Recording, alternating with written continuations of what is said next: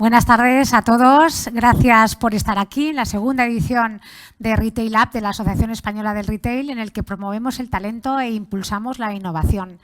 Estamos en un momento muy dulce para las startups. En el último observatorio de Bankinter se destacaba que las startups han recaudado aproximadamente 4.300 millones como récord de inversión en rondas de recogida de fondos.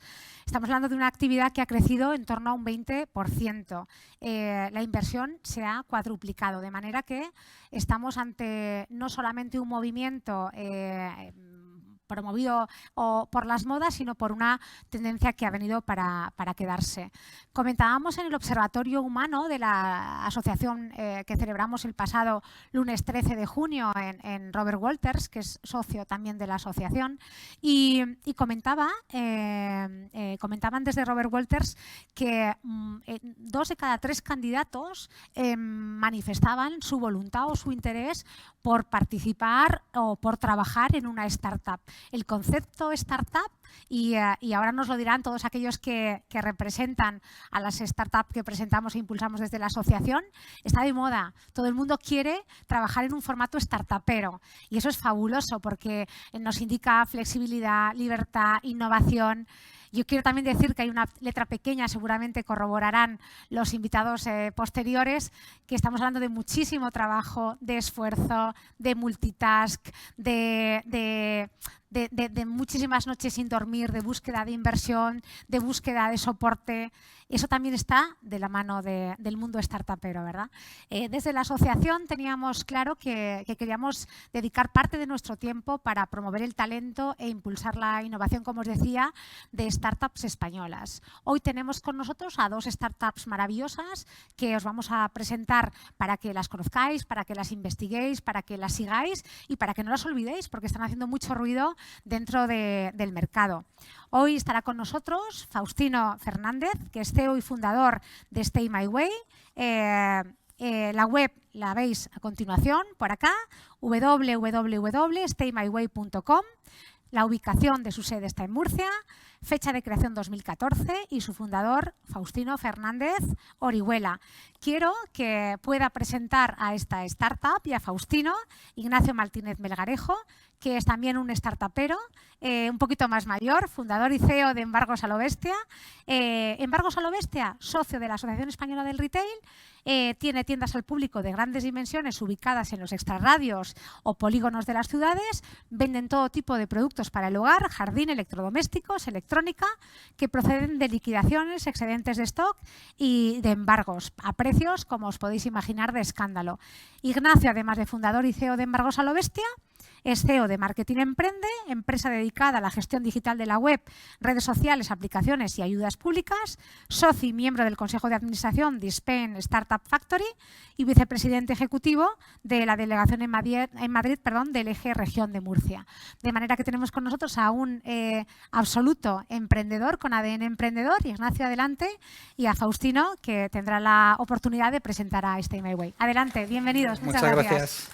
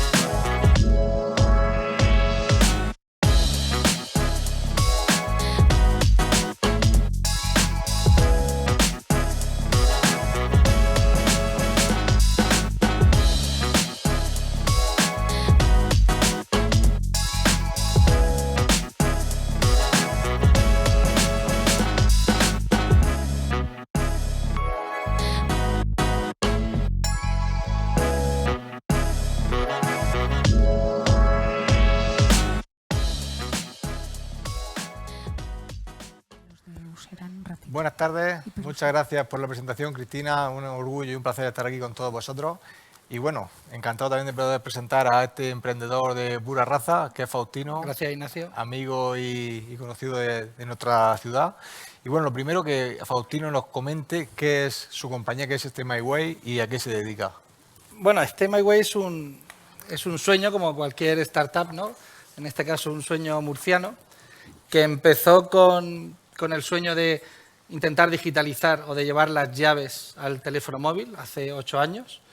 Evidentemente hay que soñar a lo grande e intentar llevarlo todo al teléfono, en nuestro caso las llaves, pero bueno, alguien puso cordura y dijo, oye, ¿por qué no nos centramos en un único nicho e intentamos desde ahí crecer? Y a base de hablar con mucha gente, al final, oye, veíamos que prácticamente donde mires hay una puerta que se puede abrir y se puede abrir con un teléfono móvil.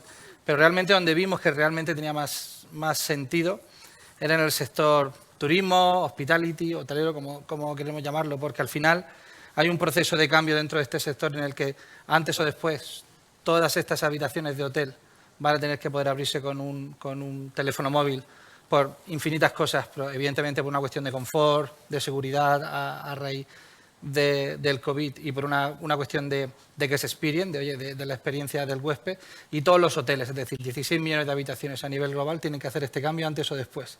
Y vimos que ahí realmente había una oportunidad y utilizamos esa palabra mágica que cualquier emprendedor conoce, que es pivotar, y pivotamos, nos centramos en hospitality y a raíz de eso desarrollamos una tecnología que permitía o que permite a los hoteleros poder dar ese salto a llave móvil en todos sus hoteles sin tener que cambiar la cerradura. Porque al final los hoteles tienen un problema, que es que quieren dar el salto a llave móvil, a llave digital, pero lo que se encuentran que les ofrece el mercado es que tienen que cambiar la cerradura, lo que supone una inversión muy elevada. Cambiar 300 cerraduras es algo muy costoso para los hoteles. En cambio, con nuestra tecnología, con un coste hasta 10 veces menor, lo pueden hacer mucho más rápido, hasta 10 veces, con un coste hasta 10 veces menor y en cuestión de días. Y ahí es donde empezamos a trabajar en la capa de hardware, en la capa de software y convertirnos a día de lo que hoy es Stay My Way, que es una de las empresas a nivel nacional e internacional referente en el hospitality.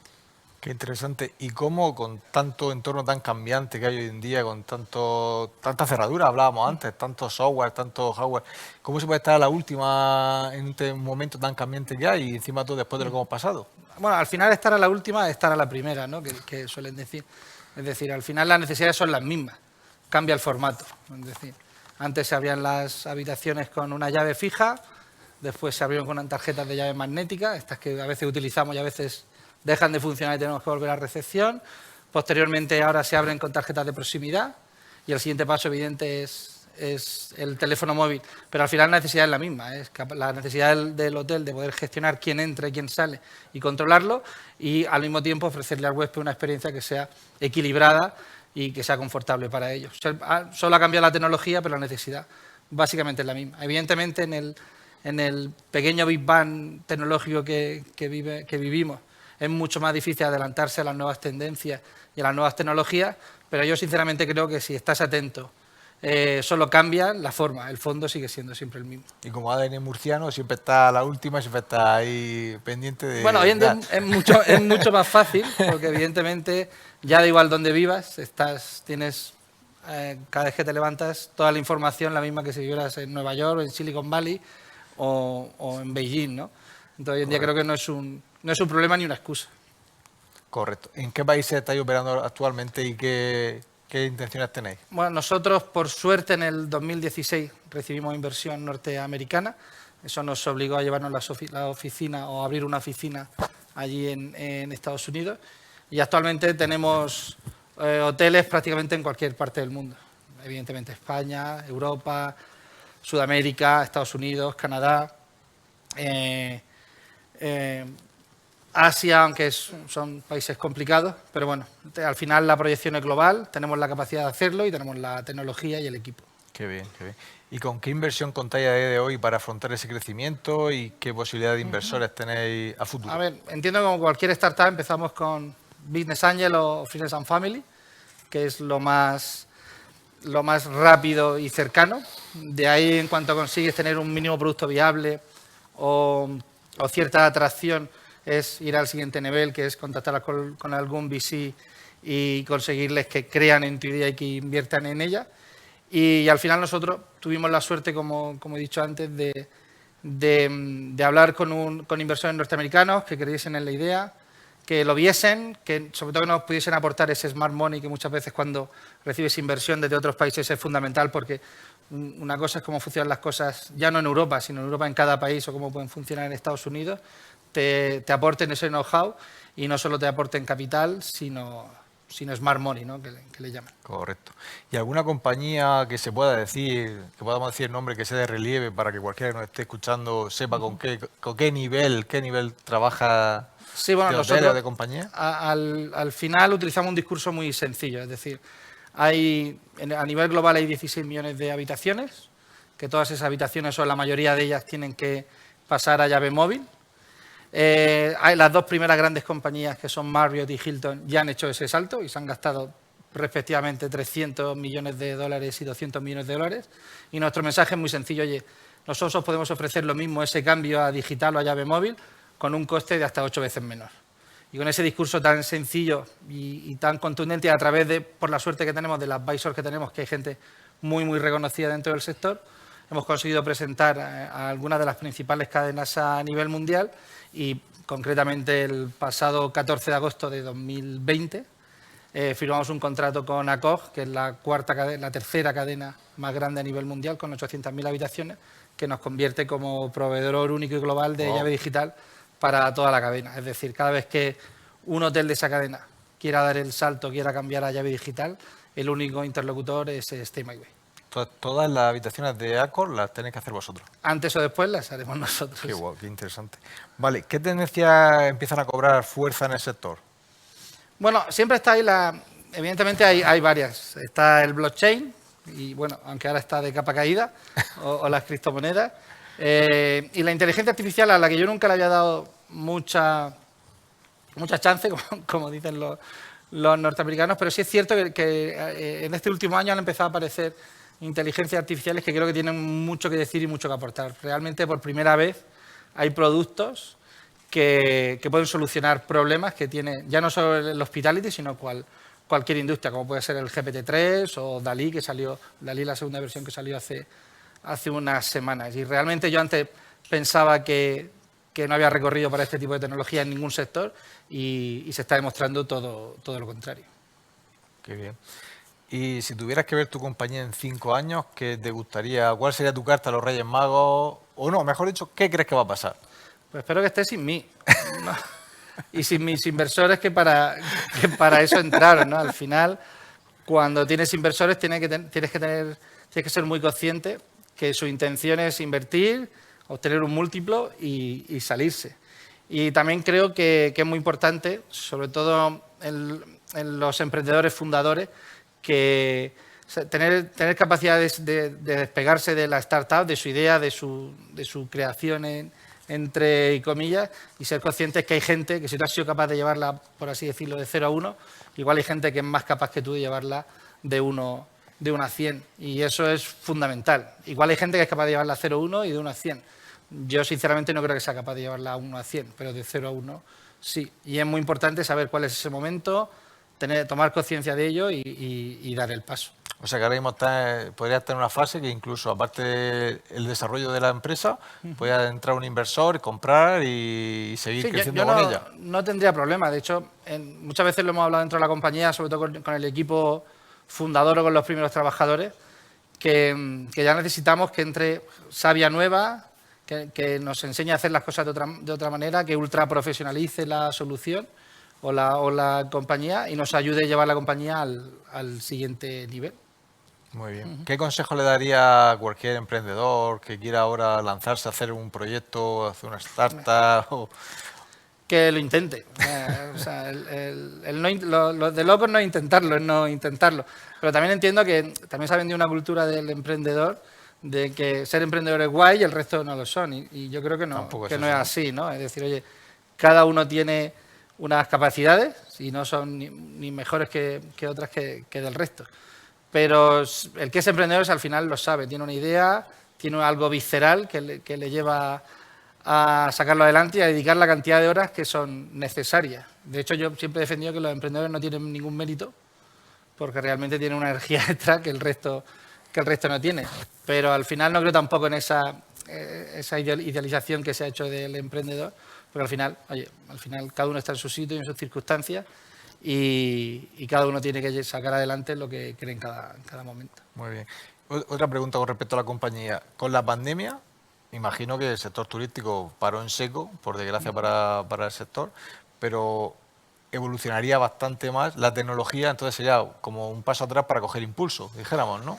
Sí, no. Es decir, al final, yo siempre he defendido que la pandemia a los que mejor le han venido son a los emprendedores. Porque las startups siempre han vivido en una pandemia eterna. Siempre están o sin clientes, o sin material, o sin stock, o sin capacidad de atraer talento. Son los que mejor estaban preparados para vivir esta pandemia. Son los que mejor están preparados para buscar ayuda, saber dónde están, a quién hay que pedir, conocen la inversión, etcétera, etcétera. En cambio, hay otras empresas que todo esto les suena nuevo y realmente lo han pasado mal. De hecho, estoy seguro que de aquí a final de año, el año que viene, cuando salga algún estudio, seguro que la mortalidad entre startups ha sido mucho menor que entre empresas grandes, pymes, porque, oye, al final vivimos en un COVID perpetuo, ¿no?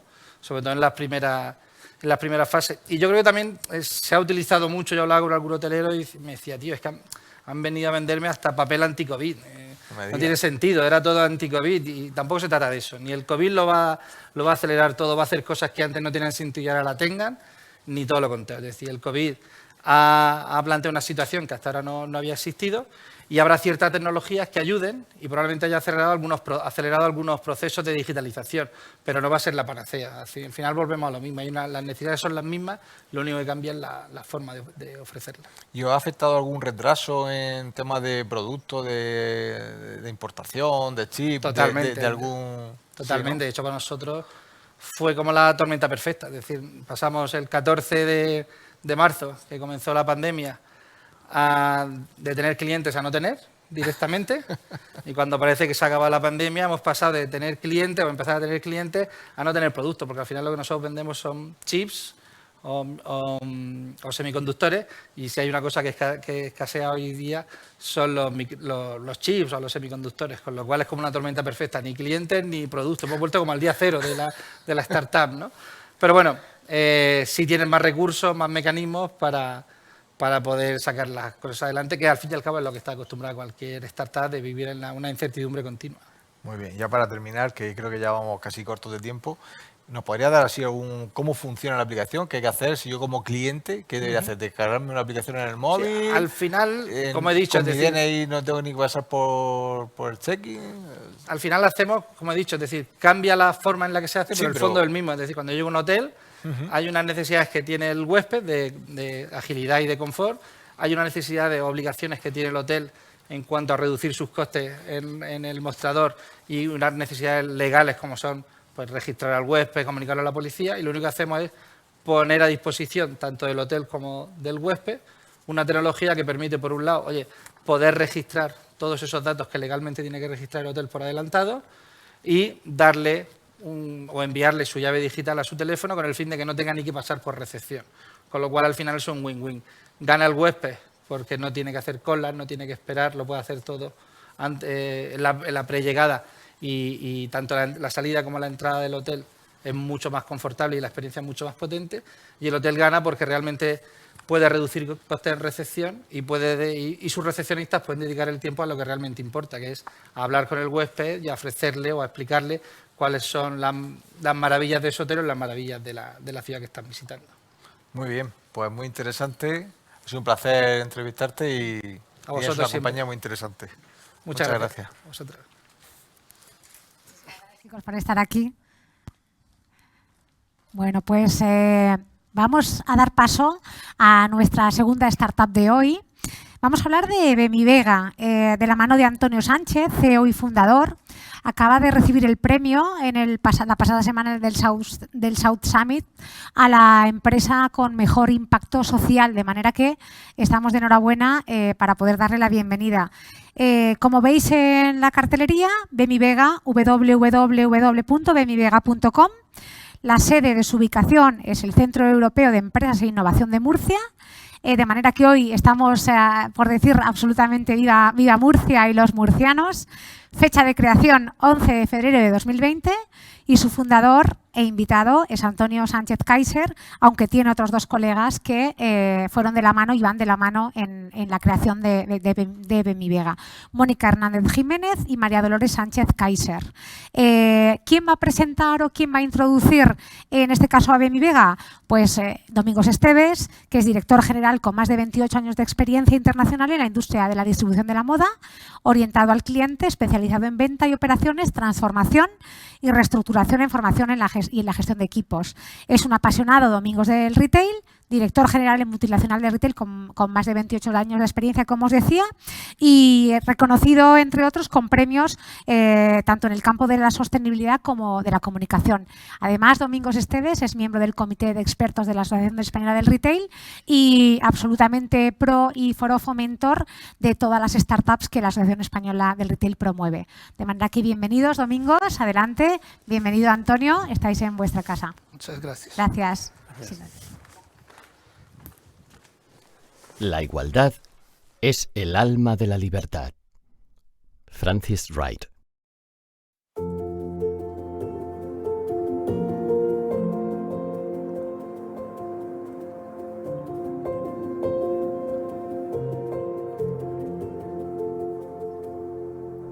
Be My Vega es una iniciativa personal, un proyecto que comienza con Vega, nuestra hija, y su discapacidad visual. Y un reto: eliminar las barreras de acceso a la educación para personas con baja visión y audición. En su desarrollo, ha mostrado además su potencial como herramienta que puede dar respuesta a los desafíos que plantea el mundo actual para la formación personal. Be My Vega reúne en un único dispositivo las opciones necesarias para el seguimiento de clases, charlas o conferencias de manera autónoma.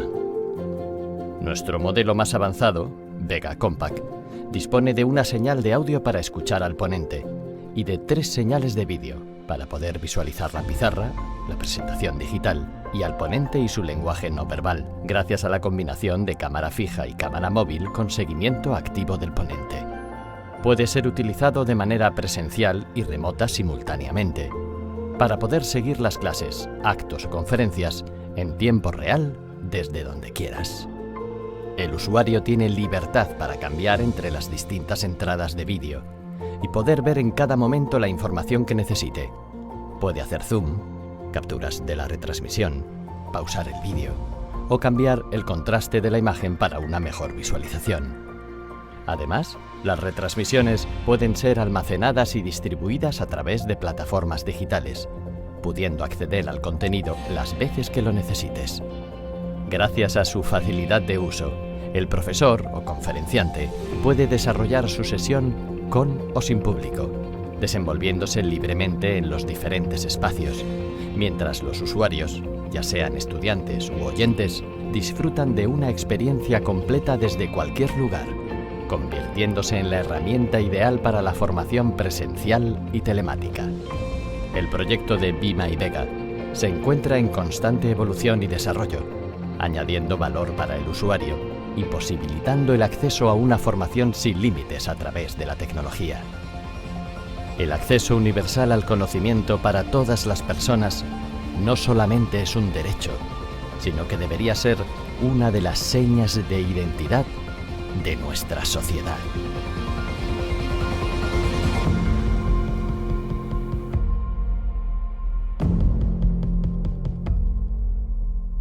Contigo, es un honor. Yo tengo una admiración brutal por lo que habéis hecho, por vuestro proyecto. Y antes de empezar, felicitarte por el premio que habéis alcanzado la semana pasada en el South Summit. Seguramente estáis muy orgullosos y es uno de muchos otros que vendrán. Dinos, para empezar, cuándo y por qué y para qué nace Be My Vega.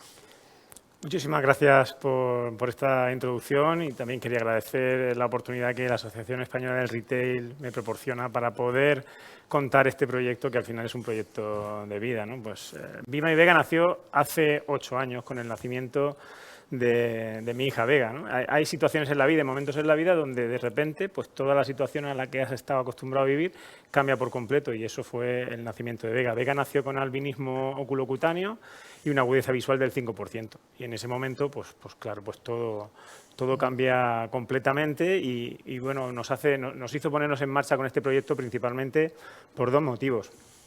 El primero es por esa necesidad como padre de hacer todo lo posible para conseguir que nuestra hija pues alcanzase las metas en formación igual que el resto de personas. Entiendo que la formación es el mejor equiparador de oportunidades y nosotros como profesores pues nos parecía que ella tenía que poder acceder a esta formación igual que el resto de personas, ¿no?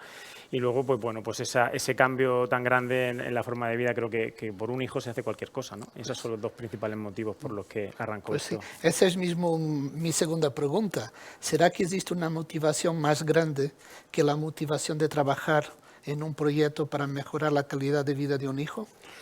Pues mira, el ponente anterior comentaba que al final hay que ser de una pasta especial para ser emprendedor, ¿no? O sea, ponerse un proyecto. Yo creo que más que tener una pasta especial, hay que tener una motivación especial para sacrificar horas, tiempo y cualquier otra cosa y no pensar nada más que en abordar y solucionar ese problema. En mi caso, como ya te he comentado, para mí ha sido una transformación enorme. A nivel profesional, yo soy profesor de mecánica de fluidos en la Universidad Politécnica de Cartagena. Me encanta la docencia, me encanta la investigación. Mi padre era empresario de éxito y yo le dije, papá, me gusta investigar y me gusta dar clase, ¿no? No había despertado en mí esa parte. Tuve que cambiar todo esto y aprender de protocolos, de equipos electrónicos para desarrollar esa solución.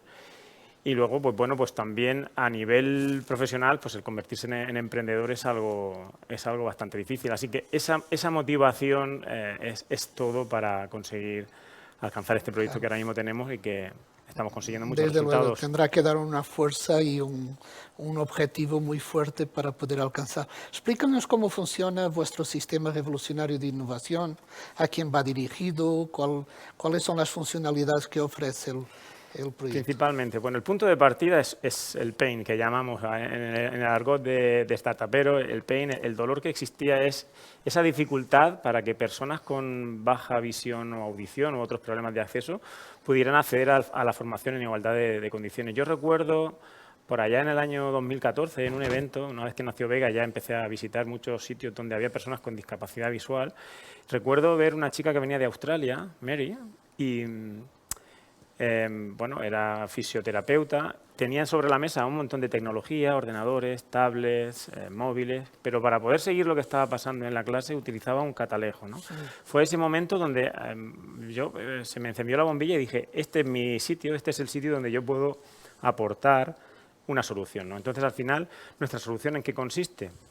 Consiste en recoger todo lo que pasa en la clase y hacérselo llegar a las personas que tienen esas dificultades para poder acceder a ellas, o a aquellas personas que no están presencialmente. También pensé, ya que éramos capaces de capturar todas esas experiencias, ¿por qué no acercárselas también a niños que estuvieran en un hospital y que no podían vivir esa parte de la formación y compartir con sus compañeros lo que es el aprendizaje, ¿no? Entonces, al final, el sistema lo que hace es recoger todo lo que pasa. Recoge la información de la pizarra, recoge la información del profesor y lo va siguiendo en todo momento, recoge la información de la presentación, vídeo, proyección o cualquier otra documentación en formato digital y también recoge todos los audios que estén pasando y te lo pone en tu móvil, en tu tablet, en cualquier sitio. Y además te da el control, ¿no? Porque cuando nosotros estamos en una clase y no tenemos esta discapacidad visual, a veces miramos al profesor, a veces miramos la pizarra, a veces miramos la presentación y cada persona hace una cosa diferente. Es curioso, pero cada uno aprende de manera diferente y creo que es uno de los valores añadidos que proporciona también nuestro sistema, que es el de dar el control al usuario, no al profesor, sino al usuario, porque cada uno necesitamos ver una cosa diferente para aprender. Para el desarrollo de esto, para nosotros era fundamental la inclusión. Es decir, no queríamos hacer un producto que sirviese para personas con discapacidad. Queríamos desarrollar un sistema que mejorase, aportase valor a todos y que incluyese dentro de ese esquema a las personas con discapacidad y que fueran uno más, ¿no? Es curioso cuando hablamos con personas con discapacidad visual, lo que más les gusta, aparte de poder recibir esa experiencia, es que se pueden sentar en la última fila. Es que no tienen que decirle al profesor que escriba más grande, es que no tienen que decirle que hable más alto. Se sientan como uno más y reciben la experiencia como uno más. Y tienen comportamientos normales como todos los demás. Sí, que eso desde luego equilibra las cosas desde la escuela después al mundo profesional. Yo recuerdo, por ejemplo, Vega, lo último que me comentó es: papá, me he copiado con el Be My Vega. Y digo, hija mía, esto no se puede hacer. Y dice, papá, ¿por qué te estás riendo, no?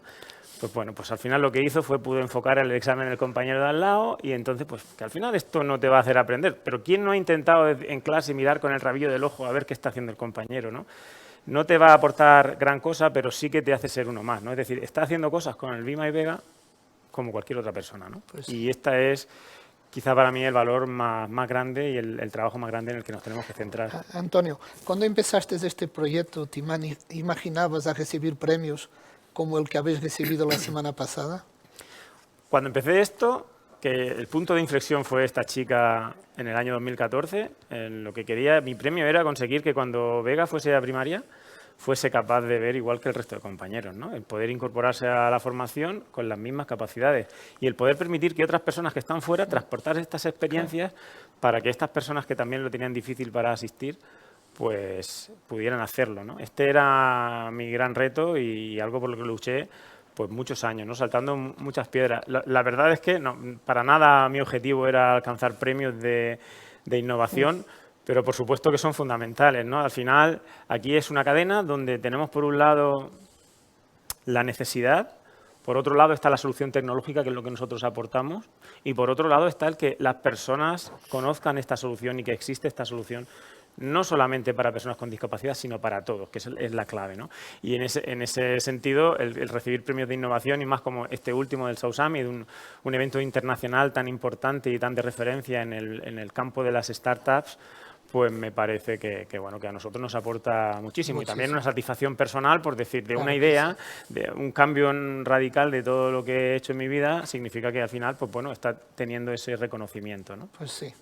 ¿Qué retos afrontáis ahora mismo y cuáles son los que vendrán más tarde? En cuanto a retos, bueno, hay una idea que subyace dentro de todo esto, ¿no? Yo siempre he tenido la idea de que cada uno de nosotros en cualquier círculo puede aportar algo a lo que es la sociedad, ¿no? Entonces, dentro de nuestro proyecto hay como varios círculos. El primer círculo mío era el de ayudar a Vega, que es la persona a la que más quiero en este mundo, ¿no? Y darle esa posibilidad. El segundo círculo era el de poder alcanzar también otras personas que se encuentran ante la misma dificultad. Y el tercer círculo es mejorar esa accesibilidad para todos, ¿no? No solamente para personas con discapacidad, sino para todos, ¿no?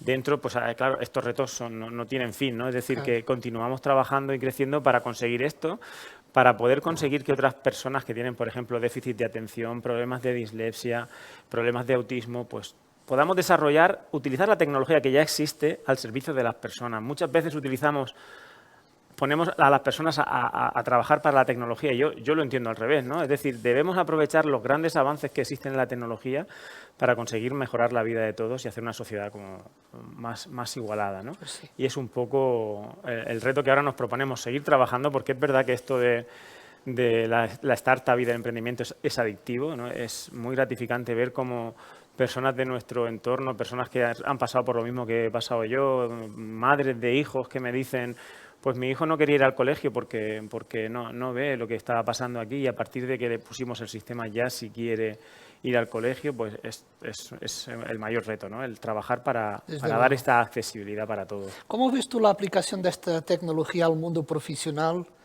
y que proporcionar pues, a todo mundo casi una igualdad de circunstancias y de posibilidades? La verdad es que el potencial de esta solución que planteamos es bastante amplio. Transportar comunicaciones y entrenamiento y formación es súper importante, ¿no? Y tiene cabida no solamente en el ámbito educativo, sino también en otros muchos ámbitos, por ejemplo, el profesional. Estas necesidades de acceso no solamente están ahí, en formaciones en empresas, en el mundo de espectáculos, cuando una persona asiste a un teatro, es decir, es mucho más amplio. Y bueno, hay una máxima, por lo menos de lo que hemos aprendido en el desarrollo de startup, es no pierdas el foco, pero siempre hay que tener también esa perspectiva más amplia y ver que esto se puede extender a otros campos, ¿no? En el mundo laboral también me parece fundamental que esta tecnología llegue y que las personas que lo necesitan puedan acceder a esa comunicación en igualdad de condiciones. ¿Ya se han interesado por este proyecto empresas privadas, entidades públicas? ¿Cómo se está moviendo el interés por vuestro proyecto? Pues Es curioso que, bueno, lo cuento a menudo, ¿no? La estructura comercial la estamos montando ahora, pero llevamos vendiendo desde hace 2 años. Es decir, que ha sido más bien un tipo de venta reactiva donde organismos públicos, el Gobierno regional de la región de Murcia está haciéndonos un apoyo enorme, el Instituto de Fomento, hay un ecosistema en la región que es increíble, también la Universidad Politécnica de Cartagena con esa formación técnica pues consigue darnos pues ese entorno que nos permite crecer, ¿no? Entonces, estamos en muchos sitios, estamos en centros de educación, estamos en academias, estamos en universidades y bueno, pues esto no para, ¿no? Y a partir de ahora que queremos pues, dedicar tiempo a esa estructura comercial, una vez que ya hemos hecho la parte de market fit y que tenemos nuestros productos aportando mucho valor, pues que queremos seguir creciendo en este sentido e incluso ampliar fronteras, ampliarnos a nivel internacional, ¿no? A ciertos países donde esto es una solución global, es decir, no es una necesidad solamente aquí en España, estas necesidades de comunicación están en todo el mundo. Y yo estoy seguro que este proyecto increíble va a tener buenos resultados y me gustaría hacerte una última pregunta porque tú has explicado tu amor por la docencia, por ser profesor, un padre con una gran necesidad que se transforma en un emprendedor. Háblanos un poco de esa tu historia y cómo te ves en esos diferentes papeles, cómo has llegado hasta aquí. Pues yo recuerdo conversación con mi padre que tenía una gran empresa y le dije, no me quiero dedicar a esto, no soy empresario, yo esto no me va, ¿no? Y como te he comentado, esa parte de motivación es fundamental para poder hacerlo, pero sí que una vez que he entrado en esa parte, desde aquí quiero lanzar pues bueno, ese mensaje de que es una labor increíble la que hacen todos los empresarios, que realmente no se aprecia las dificultades, lo que significa estar en el día a día, de llevar un negocio, de poner en marcha todas las estructuras, de estar pendiente de cada proceso y te lo llevas casi siempre a la cama, es decir, aquí son 24 horas, 7 días a la semana, 365 días y por tanto quiero poner en valor eso, ¿no? Ese valor del empresario, ya no solamente del emprendedor, que creo que es algo que genera mucha ventaja dentro de un país a nivel de crecimiento, sino también a nivel del empresario, ¿no? De esa figura que muchas veces no está bien valorada y que nos aporta muchísimo a todos los demás, ¿no? Tengo que decir también que al final pues yo me dedico a la docencia y que me encanta dar clase y que es mi pasión y que sigo haciéndolo porque ese es mi trabajo fundamental, pero también estoy muy contento de haber hecho este aporte y poner mi grano de arena para intentar hacer una sociedad mejor. Pues sí. Antonio, muchísimas gracias. Nos quedamos a conocer Be My Vega mejor, pero también quién es Antonio Sánchez Kaiser. Y dejo una frase tuya, la tecnología al servicio de las personas. Muchas gracias, Antonio. Pues nada, gracias a vosotros por esta oportunidad, ¿no? Yo recuerdo, por cerrar, recuerdo una frase de Hugh Herr que decía que no hay personas con discapacidad, sino tecnología discapacitada. Y esto es un poco la forma en la que tendríamos que abordar los problemas, ¿no? Aprovechar la tecnología para mejorar la vida de las personas. Desde luego. Gracias, Antonio. Gracias a ti. Fabuloso. Muchísimas gracias, chicos, por participar. Ha sido un placer. Gracias. Qué interesante, Domingos. Maravilloso. Por acá. Bueno, pues una vez que hemos conocido a Stay My Way y a Be My Vega, lo que queremos hacer es ahora una mesa redonda para hablar sobre ADN emprendedor. Volverán de nuevo a estar en la mesa redonda algunos de los protagonistas de los bloques anteriores, pero tenemos con nosotros a Fran Ares, que participará como moderador de esta mesa redonda. Fran Ares es el CEO y fundador de Glocally. Hace ya 6 años, su pasado le persigue y bueno, pues ha sido siempre pues emprendedor, 4 compañías tecnológicas le presiden, director de publicidad en Grupo Pascual, Field Manager en Meta Image y Sales Executive en el Corte Inglés. Y hay una frase que le define y que me encanta, que es que el futuro pertenece a quienes creen en la belleza de sus sueños. Entonces tenemos a un grandísimo emprendedor que va a tener la oportunidad de poder hacer esa mesa redonda con el resto de participantes. Adelante, Fran, muchísimas gracias. Y resto de participantes de la mesa redonda, adelante, gracias. Faustino, sí. Diego estará también con nosotros y Antonio estarán participando dentro de la mesa redonda. Gracias, chicos, por estar de nuevo aquí y nos acompañáis en el Chesterfield. Gracias.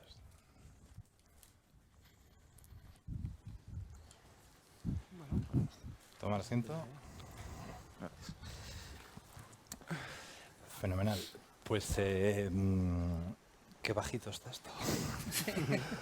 Yo lo primero que tengo que decir es dar las gracias a Cristina, Asociación de Retail. La verdad es que os sigo mucho toda vuestra actividad, pero tengo que reconocer que este es probablemente el formato de todos los que habéis hecho que más me guste, porque es el que más involucrado me siento y el que más representa de alguna manera pues, mis últimos años profesionales, que están relacionados con el emprendimiento puro y duro. Y más que hacer una mesa redonda técnica, lo que me apetece, pero es porque me apetece a mí, es que hagamos una mesa redonda muy humana de cosas que nos preocupan y que nos han preocupado a los emprendedores. Así que, perdonadme si soy un poco indiscreto, pero yo os voy a preguntar, vosotros tenéis la opción de no contestar. Esa siempre está ahí. Pero nada, bienvenidos. Creo, Diego, que... Diego, voy a ir contigo, ¿vale? Porque tú no has tenido oportunidad todavía de contar tu compañía y la verdad es que nos encantaría escucharte y que nos dijeras un poco en qué consiste.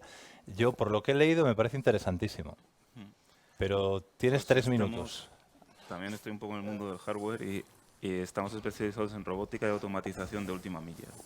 Creemos que estamos en un momento clave en el que se está reseteando la logística de las ciudades y que el retail va a tener un momento clave. Entonces, damos soluciones de automatización al retail porque creemos que cada vez es más importante separar un poco. Las tiendas se han convertido en auténticos nodos logísticos, que va a ser la única manera de entregar rápido. Entonces, sí que a veces se mezcla demasiado unas funciones con otras y creemos que podemos ayudar mucho a separar las funciones que no son relevantes para atención al cliente de las que son. Entonces, bueno, yo siempre me acordaré en el 95, así cuando fui a una tienda que conoceréis igual de Nueva York, B&H, que es de imagen y sonido, que en el 94 ya era la más famosa porque era la que mejor atención al cliente daba en el mundo en imagen y sonido. Y lo hacían precisamente porque automatizaban las partes logísticas. Tú ibas ahí, te atendían en el idioma que quisieses, no se movía la persona del sitio, te explicaba todas las características y en el momento en que decidías, ya habías decidido el momento de compra, una vez que decides el momento de compra, lo que quieres es que te lo den ya. Entonces, un sistema automático te llevaba el producto hasta la caja y ahí lo recogías. Entonces, tenía una agilidad y un servicio al cliente que era excepcional y, bueno, se ha convertido en una tienda mítica es súper especializada y precisamente se apoyaba en la logística para dar esa atención al cliente. Bueno, pues ahora estamos en un momento en el que todavía tiene más sentido, porque entonces todavía no éramos impacientes, pero ahora ya las generaciones son más impacientes y en el momento de compra, una vez que han comprado, lo que quieren es que se lo den rápido y de manera ágil. Luego está el otro momento, que es el de experiencia, el de asesoramiento, que ahí creemos que automatizando los almacenes de tienda pues ayuda bastante a que las personas que atienden puedan hacer una mejor atención al cliente y separar una cosa de la otra. Entonces, ese almacén inteligente lo conectamos con un cajero automático a la calle, que lo que procura es una omnicanalidad logística también para entregar rápidamente cuando el modo del cliente es el de compra. Ya ha comprado y lo que quiere es que... Entonces, si alguien quiere comprar a las 12 de la noche o a las 2 de la mañana y tú tienes ya dentro del centro de la ciudad el producto, ¿por qué no ya automáticamente sacarlo y poderlo entregar pues, a través de un delivery o a través de un cajero automático como lo de los bancos? ¿Por qué no recoger ese producto sin necesidad de sobreenvolver con cartón y de una manera mucho más sostenible que como se hace actualmente, que viene de fulfillment, de fuera de la ciudad?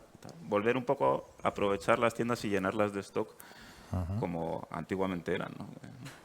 Vale, pues la verdad es que muy interesante. Yo tengo alguna pregunta, pero la vamos a dejar para luego, ¿vale? Para la ronda de preguntas, digamos, que tengo específicas para cada uno. Yo me he traído un guión que no sé si me va a servir para mucho, pero yo creo que tenemos mucho contenido. Lo primero que os quiero preguntar a los tres, si intervenís en el orden que vosotros decidáis, es los emprendedores somos de dos tipos. Hay un emprendedor que aprende, un emprendedor, digamos, que se entrena y finalmente emprende, y hay otro que nace, que es el típico que tiene 7 años y ya está montando un chiringuito y está vendiendo cosas y está ganando dinero y con eso hace otras cosas y tal. ¿De qué tipo sois vosotros? Buena pregunta. Porque yo sí tengo cierto recuerdo de montar el típico puesto de helados hechos en la cubitera de tu casa, ese tipo de cosas, pero nunca me he considerado de ese grupo. O sea, me parece mucho más apasionante, a mí en concreto, no quiero decir que lo sea, la parte de generar el primer mínimo producto viable, el primer producto, y luego ya que vengan otros y sabrán cómo venderlo, cómo hacer que esto tenga más sentido, que ser un emprendedor total, el que diseña un Torrente, no, un Santiago Segura del emprendimiento, o un Alejandro Amenábar, ¿no? Yo hago el producto, hago el marketing y sé cómo venderlo, me parece alucinante. Pero creo que muchas veces pecamos de no ser conscientes de en qué somos buenos y en qué somos o regulares o muy malos. Perfecto. Bueno, pues en mi caso la verdad es que seguramente sí que llevar un emprendedor dentro, pero estaba bastante escondido. Siempre he tenido esa necesidad por proyectos nuevos, por retos, siempre me ha gustado cambiar mucho de actividad y una vez que consigo uno quiero otro. Yo recuerdo a mis amigos que siempre me decían no vamos a quedar nunca vamos a ir de viaje porque siempre vas a tener un nuevo proyecto y una nueva cosa. Si eso se llama ser emprendedor, pues lo soy desde siempre, ¿no? Claro. Pero esta faceta más ya de empresa y de meterme en la empresa, pues claro, al final ha partido de esa motivación que es ese objetivo que es mi hija y mi situación personal. Claro, ¿no? tienes una motivación muy fuerte, que te hemos escuchado, desde luego. Diego. Bueno. Diego, tú además estuviste en la primera edición, ¿verdad?, del Retail, del Retail Lab. Sí, pero tengo mucho menos recorrido que ellos como emprendedor. O sea, yo llevo mucho menos tiempo, llevamos un año y antes no lo era. O sea, en ese sentido, pues no. Y bueno, sí que en el sentido creativo siempre he sido muy inquieto en tema de ver cosas que se podían mejorar o ese tipo de cosas. Pero yo creo que como emprendedor y sobre todo con el contexto que tenemos no está preparado nadie.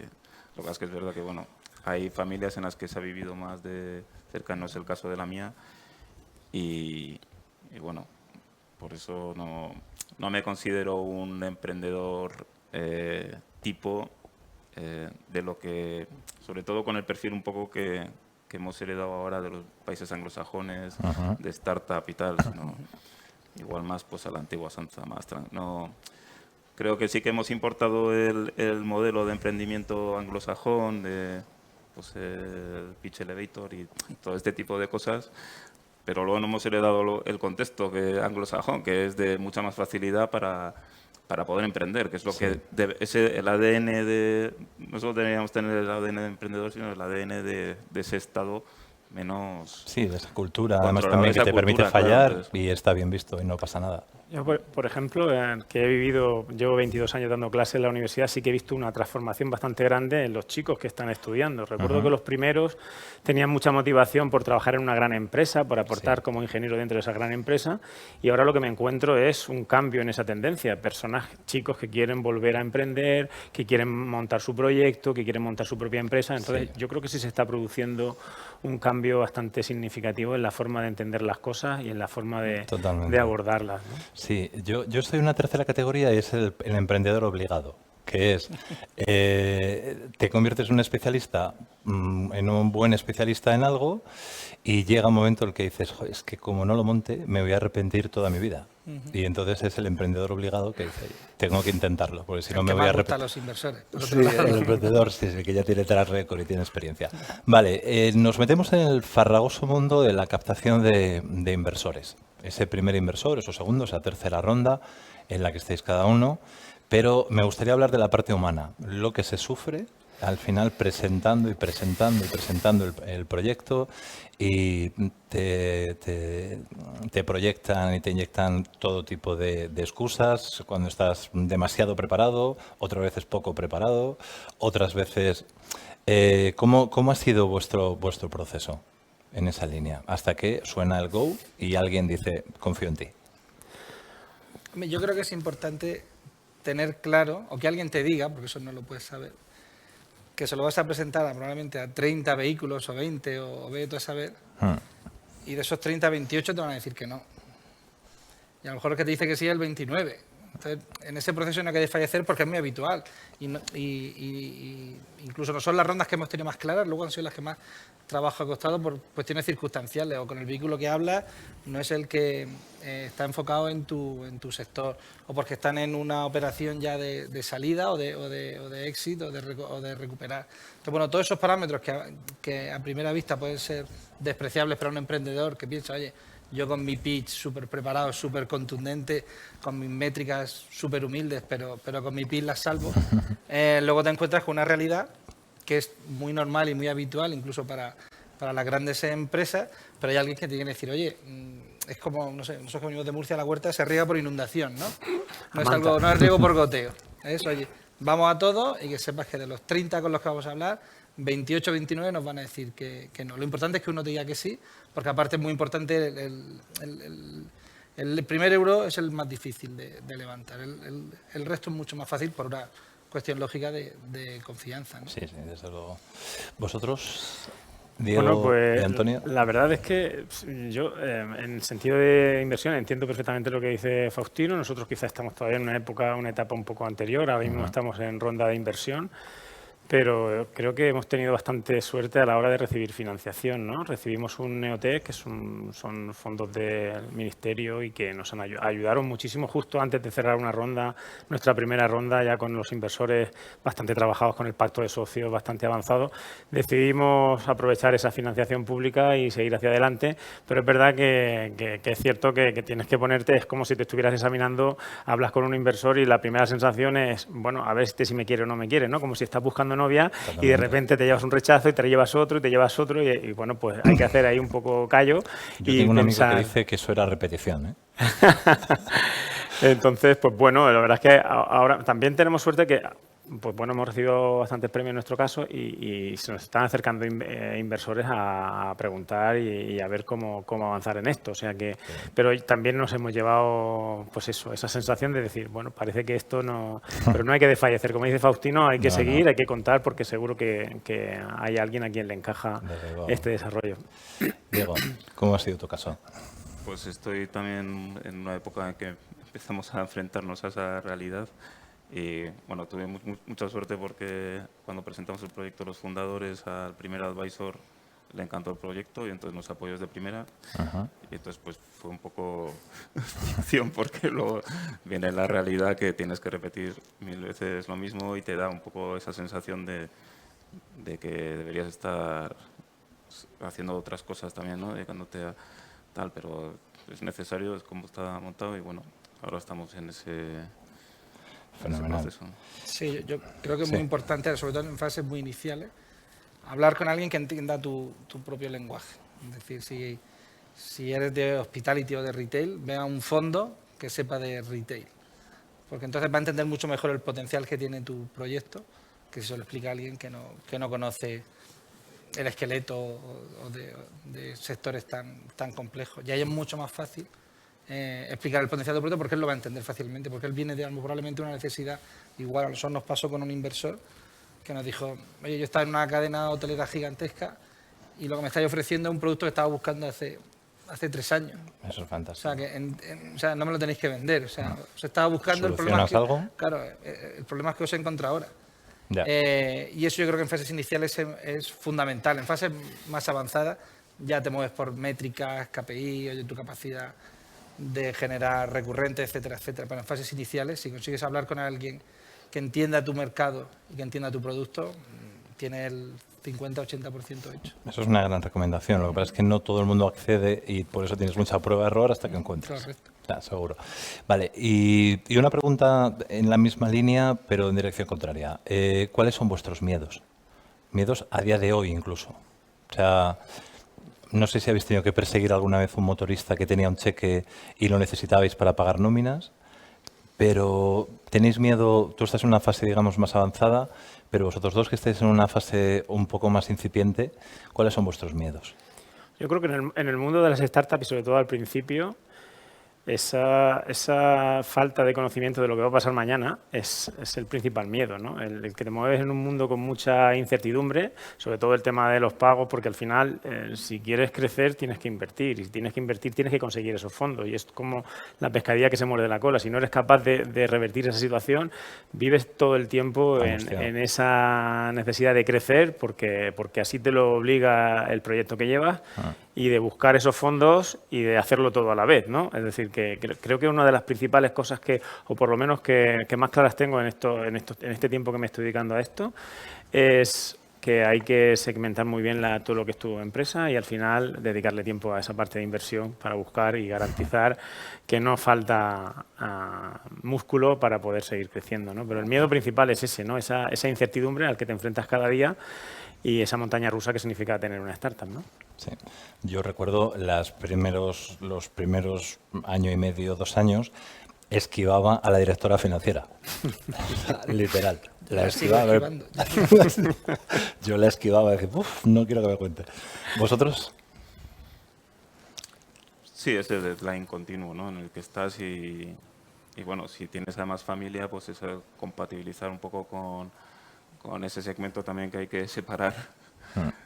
Ahí Antonio lo tiene más fácil porque está la familia es la primera interesada en que el emprendimiento funcione, ¿no? Pero sí, el ser capaz un poco de adaptarte rápidamente a todo, necesidades familiares, necesidades de tal y luego pues lo que vas aprendiendo, la capacidad, la curva de aprendimiento, pues, de aprendizaje en el emprendimiento es alta. Entonces, pues, que sepas la responsabilidad al final de... Faustino. No sabría decirte la verdad, porque al final Puedes no tener miedos, ¿eh? No, sería muy arrogante, ¿no? Por mi parte, no, pero creo que al final, si tienes la suerte de poder hacer lo que te gusta, que evidentemente ya no se convierte en trabajar, sino se convierte en otra cosa, creo que los miedos pueden ir más por la parte familiar. De hecho, yo recuerdo una charla que fui a ver de Carlos Blanco, creo que fue, que dijo que uno de sus grandes errores fue al principio no hablar con su mujer y ponerse de acuerdo y decir, oye, cariño, me meto. En 4 años voy a dedicar 10, 12 horas diarias a esto y ¿estamos de acuerdo o no? Incluso creo que llegó a divorciarse. Yo lo escuché eso y a mí eso me ayudó porque creo que es una parte fundamental. Es decir, necesitas cierta... O sea, ya es bastante la famosa montaña rusa emocional del día a día, como decía, para llegar a casa y que como es lógico no te apoyen, porque tú llegas con tus películas, habla con fulanito, con menganito y la otra persona está viendo humo. Es decir, mira, esto es prácticamente Mago de Oz, ¿no? Entonces yo creo que ahí sí podría estar el miedo, pero también el miedo puede ser a perder ese estatus que tienes de, oye, estoy intentando construir algo que algo muy visceral, ¿no? Que algo que lo tienes dentro y lo tienes que sacar con dinero, sin dinero o como sea. De la forma que sea.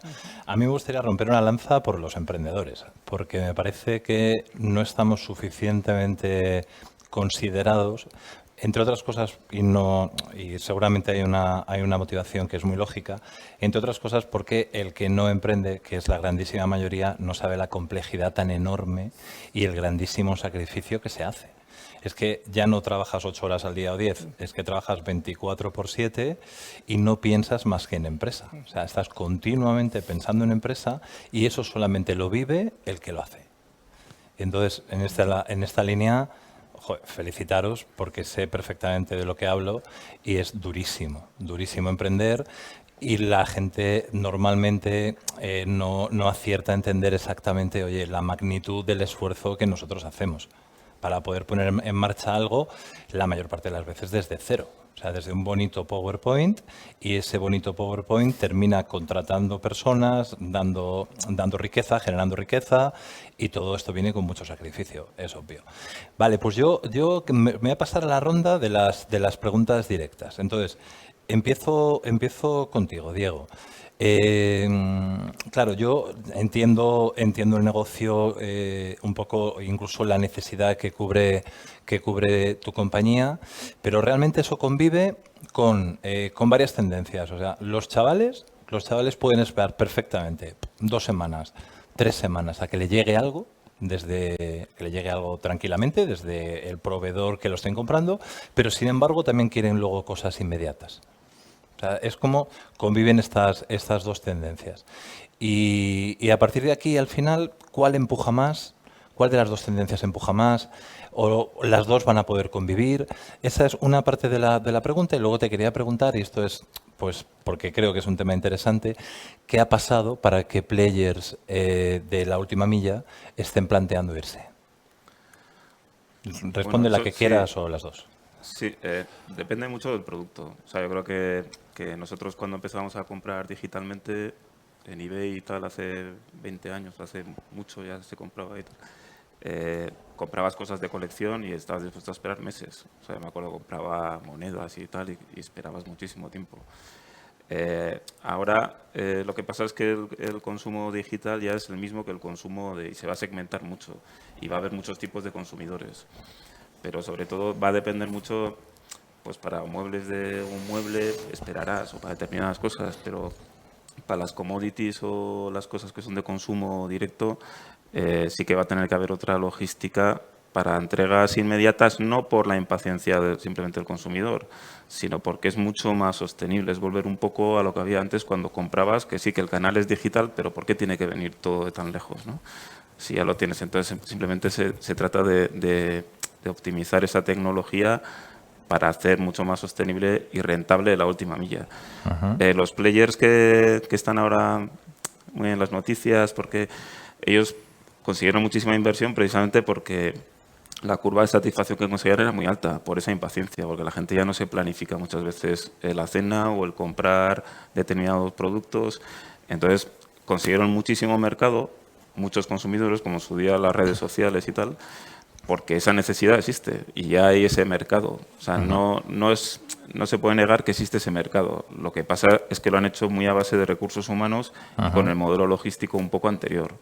Entonces, si utilizas la tecnología, las ciudades, desde la innovación de los cajeros automáticos de los bancos, no ha habido grandes, y las escaleras mecánicas, no ha habido grandes soluciones de automatización dentro de las ciudades. Y los ascensores, pero si tú utilizas esa tecnología para labores que no son de atención al cliente o simplemente logísticas, cuando ya has comprado, procurar ser mucho más efectivo y más rentable, pues entonces sí que se puede conseguir una logística y se podrá entregar cosas rápidamente o productos frescos que se puedan distribuir de otra manera dentro de la ciudad, productos naturales, que no sea un problema logístico. Por ejemplo, para alguien que produce productos ecológicos, distribuirlos dentro de la ciudad. O sea, tiene que haber un modelo de red dentro de la ciudad que permita a la gente ejercer un poco su sostenibilidad, su conciencia de sostenibilidad, ¿no? Es un poco como los contenedores de reciclaje. Si tú los pones 3 en la ciudad, nadie va a reciclar, va a llevar el cartón hasta la plaza del pueblo. Tal. Ahora reciclamos todos porque la conciencia la tenemos, pero tenemos una red capilar en la que poder reciclar el cartón y se está practicando esa conciencia de sostenibilidad, ¿no? Vale. Entonces, no solo es un tema de inmediatez que la gente, para satisfacer sino que la logística sea un poco diferente para que no venga todos los productos de manera individualizada desde el exterior, que es lo que satura. Y aunque se descarbonice todo ese tráfico, el estrés y los movimientos de mercancías va a seguir. Entonces, sí, hay que aprovechar esa tecnología para hacer más rentable la última milla, no solo a base de recursos humanos, ¿no? Desde luego. Pues muchas gracias, Diego. Faustino, me encanta vuestra propuesta de valor. Me parece que al final es una innovación relevante sobre algo que ya existe y entonces le das una funcionalidad, un upgrade de funcionalidad. Pero ¿cómo manejáis esta innovación a la Silver Economy, a las personas un poco más mayores, no tan capacitadas ni tan tecnológicas, porque de estos hay muchísimos, porque además el turismo tiene una parte también que es muy senior, ni tan tecnológicos y a veces con dificultades de visión. Correcto, es decir, nuestra propuesta no es excluyente en el sentido de, oye, solo llave móvil y el mundo va a llave móvil y si tienes móvil bien... Te quedas fuera. Te quedas fuera, no va así. De hecho, cuando nosotros instalamos nuestra tecnología, el sistema alternativo seguimos siendo nosotros. Es decir, la llave con la que normalmente abrimos la habitación no solo sigue existiendo, sino que sigue siendo de mayor uso. Pero sí es cierto que hay un determinado nicho de cliente que busca ese tipo de experiencia, sobre todo el corporate, es decir, ejecutivos, comerciales o incluso en el vacacional grandes grupos. Que yo llego, por ejemplo, a Cancún, llegan de repente 3 vuelos charters con 600 personas y resulta que los 6 llegan al hotel al mismo tiempo. 600 personas a un check-in de 5 minutos, ya rápido, o 10 minutos, estamos hablando de mucho tiempo de espera. Sí. En cambio, el diferencial es, oye, yo no voy a obligar a todo el mundo a que utilice el móvil para agilizar o para tener un nivel de confort superior. Ahora, todo aquel que lo quiere utilizar para poder ir directamente a su habitación y ahorrarse esa cola, lo va a tener. En el vacacional lo harán todos los que entiendan y sean capaces, y incluso otra parte, a gente que con gente de apoyo podrá hacerlo. Y en el hotel de ciudad, pues evidentemente el corporate manda, es decir, gente que está todo el día en la calle, de reuniones, que si un taxi, que si el avión, que si el tren. Oye, lo último que quieren al llegar al hotel son ya no 30 minutos de cola, 10 minutos de cola, con lo que este tipo de soluciones les aportan mucho valor, pero al final van a seguir viviendo ambas tecnologías, igual que en las cerraduras de hoy en día de los hoteles, tienen la tarjeta y tienen la llave, por si ocurre cualquier problema. Siempre al final la parte mecánica es fundamental y siempre tiene que haber un plan B o un plan Z, y más hoy en día, donde el tema del rating y de la valoración post-estancia es fundamental. Es decir, dejar a una persona fuera de su habitación probablemente sea lo peor que te puede pasar. Como si vas a un restaurante, pagas y no te ponen la comida, ¿no? Pues en Hospitality es lo mismo, con lo cual siempre hay un plan B, y el plan B con tarjetas es la llave mecánica, y en la nueva era móvil o digital o como queramos llamarla, si no quieres móvil siempre tendrás la tarjeta. ¿Y no te has encontrado con alguna inquietud relacionada con el tema de seguridad? Porque es verdad que antes cuando pasabas por recepción te dan tu llave, haces un check-in. Sí, al final cualquier alguien cambio, seguro que te lo ha dicho. Correcto, ¿no? sí, no, claro, es la primera pregunta, la pregunta del millón. Cualquier cambio implica miedo, pero por desconocimiento. Es decir, los sistemas que se están implementando ahora son infinitamente más seguros que los que hay. De hecho, no quiero generar alarma, pero todos los sistemas de tarjetas actuales están hackeados. El problema es que la gente se piensa que una cerradura es un sistema de seguridad, no es un sistema de seguridad, es un control de acceso. Controla si la persona quiere entrar, tiene acceso o no. Pero al final depende de lo que estés guardando en esa habitación, el nivel de seguridad que tienes que tener. Es decir, al final una puerta pues, puede tener una patada o puedes forzarla manualmente, independientemente de la cerradura que tengas, ¿no? Entonces, al final la seguridad tiene que venir en procesos previos de filtrado, que la tecnología también ayuda a eso. Es decir, nosotros al final le pedimos al huésped que nos mande una foto y la comparamos con su pasaporte. No solo podemos saber si ese documento o ese pasaporte es real, no es una fotocopia, sino que la foto que nos envía es una prueba de vida, es una persona real, no es una foto.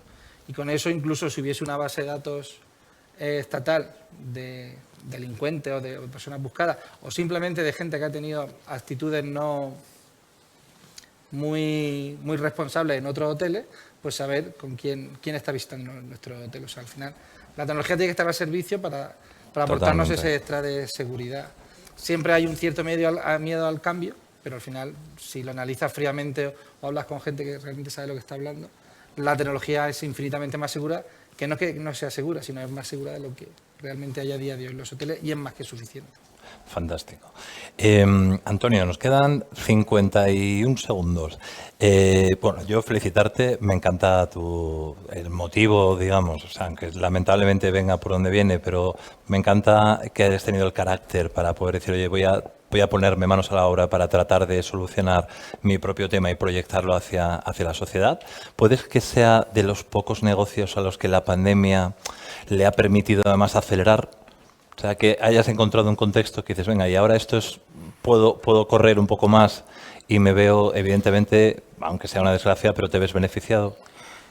Pues la realidad es que sí. Claro. Nosotros empezamos febrero de 2020, o sea que te puedes imaginar en qué situación estábamos. De hecho, yo tendría que estar en Australia haciendo un año sabático dentro de la universidad, en la Universidad de Brisbane, en Queensland, y pues la pandemia, ¿qué es lo que puso manifiesto? Que eso de transportar experiencias a otros entornos, pues porque la presencialidad no era posible, pues era una necesidad, ¿no? Y entonces se pusieron muchas cámaras en muchos sitios y se tuvo conciencia de esa necesidad de transportar las experiencias. Para nosotros, que es precisamente nuestra propuesta, pues claro, nos ayudó muchísimo. Muchas universidades, muchos centros educativos nos pedían los equipos, no para personas con discapacidad, sino por esa capacidad de dar el control desde casa a poder seguir cualquier presentación y esa mejora en el aprendizaje, ¿no? Entonces, para nosotros era como lo ideal, ¿no? Estábamos aportando valor a todo el mundo y permitiendo que las personas con discapacidad, no solamente presencialmente, sino también en casa, las que no ven bien